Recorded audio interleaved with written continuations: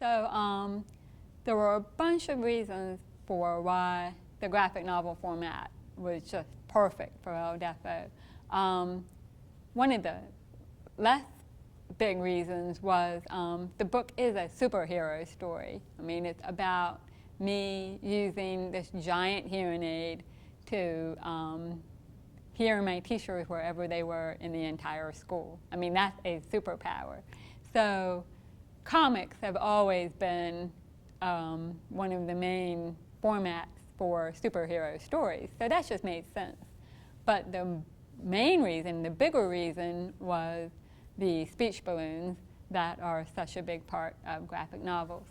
So the speech balloons I was able to use to sort of show the experience of being deaf. In the very beginning of the story, I actually do have hearing, and when I was about 4 and a half, I got really sick and was in the hospital for a couple of weeks and lost my hearing during that time in the hospital. So in the book, there are speech balloons that start out with text that is black, but it gradually fades away to gray and then to nothing. And so the reader sort of is wondering, just like I probably wondered as a kid, well, what's going on? Suddenly I don't understand anymore. That's what the reader's thinking, and that's what I was thinking too, probably. Then later, after it's official that I've lost my hearing, a lot of the speech balloons are simply blank.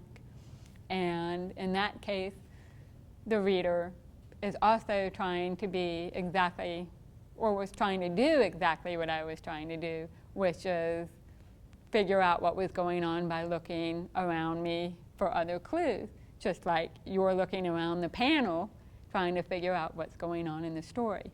So blank speech balloons when I couldn't hear, and then speech to me today and then is very garbled. I have to be able to see the person speak. If I can't see them, then I have no idea what they're saying. It's sort of, I can hear vowels but not consonants. And so the speech in those cases, in certain panels where I'm not looking at the speaker, it's all garbled, it's nonsense and gibberish. And so once again, kids reading the book are having to figure out what's going on from the other clues in certain panels.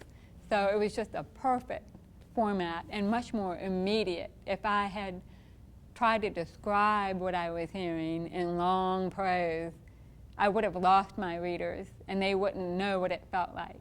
But they're right there in the moment, and they know every time. They know exactly when I'm hearing, when I'm not hearing. They know what I'm hearing just by reading those speech balloons, and they're right there with me, and the experience becomes their experience too. So it's a great format for showing deafness, I think.